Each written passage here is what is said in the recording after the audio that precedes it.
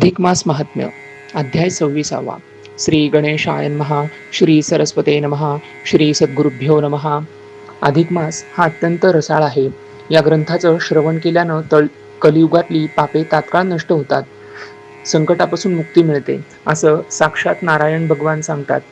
अधिक मास महात्म्याच्या या आजच्या 26व्या अध्यायात अधिक मासाची किंवा त्याच्या व्रताची हेटाळणी केल्यानं काय दुःख भोगावं लागतं ही कथा येते. मागील अध्यायात आपण पाहिलं की पार्वतीने अरुंधतीला अधिक मासाच्या गौरीपंचक व्रताची संपूर्ण कथा सांगितली.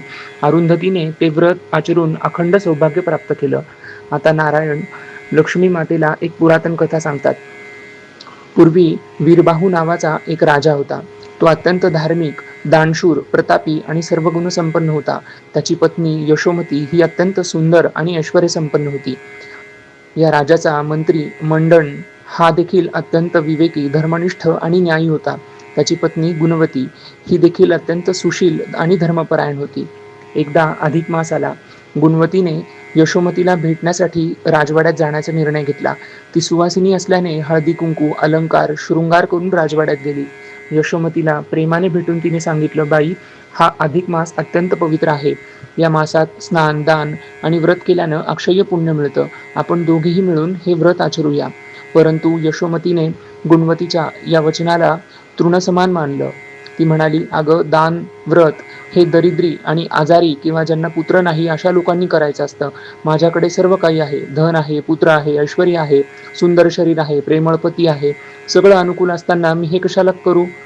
देव आधी काही देईल आणि मग पुण्य मिळेल अशी आशा ठेवत व्रत करणं मला काही पटत नाही. दानधर्म करून कोणाचं भलं झालंय? गेलेलं कोण परत आलंय? अशा प्रकारे यशोमतीने अधिक मासाच्या व्रताची हेटाळणी केली. गुणवतीला दुखावलं आणि तिला परत पाठवलं. मात्र गुणवती घरी आली आणि काहीही विचार न करता श्रद्धेनं व्रत आचरू लागली. परंतु भगवंताला हा अन्याय आणि तिचं वागणं सहन झालं नाही. यशोमतीला तात्काळ तीव्र ज्वर झाला. औषध देऊनही तो बरा होईना. राजा, पुत्र, दास दासी सारे घाबरले. त्याच वेळी गुणवती पुन्हा शृंगार करून यशोमतीला भेटायला आली. परंतु आजारी यशोमतीने ते पाहून म्हटले की, सगळे दुःखात असताना तू शृंगार करून कसं आलीस? तुला लाज वाटत नाही का? चल, जा इथून निघ. गुणवती निघून गेली. यशोमतीने राजाला गुणवतीबद्दल चुकीची माहिती सांगितली. राजाला राग आला. राजाने मंत्रिमंडळ आणि त्याच्या पत्नीला, गुणवतीलाही कारागृहात ठेवलं. त्यांचं घर लुटलं, त्यांची संपत्ती काढून घेतली. परंतु कारागृहातही गुणवतीने आपलं अधिक मासाचं व्रत सोडलं नाही.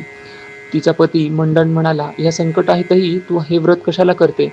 तेव्हा गुणवती शांतपणे म्हणाली, हे नाथ, विश्वंभर चक्रपाणी हा त्रैलोक्याचा भार सांभाळतो. तो सर्वांचं मनोगत जाणतो. त्याच्या चरणी दृढ भाव ठेवा, तो सर्व काही निवारेल. गुणवतीची ही श्रद्धा आणि निष्ठा पाहून भगवान विष्णूंनी राजाला स्वप्नात दर्शन दिलं. ते म्हणाले, अरे मूर्खा, गुणवती ही सुवासिनी आहे. ती शृंगार करूनच येणार. तिने यशोमतीला अधिक मासाचं व्रताचं महत्त्व सांगितलं होतं, पण यशोमतीने त्याची हेटाळणी केली म्हणून तिला ज्वर झाला. निरपराध मंत्री दाम्पत्याला तू कारागृहात टाकलंस. त्यांना तात्काळ मुक्त कर. त्यांची संपत्ती परत दे, नाहीतर तुझ्या नाशाला तू स्वतः कारणीभूत ठरशील. राजा घाबरून खडकन जागा झाला. त्याने तात्काळ कारागृहात जाऊन मंत्रिमंडळ आणि गुणवती यांच्या चरणी नमस्कार केला.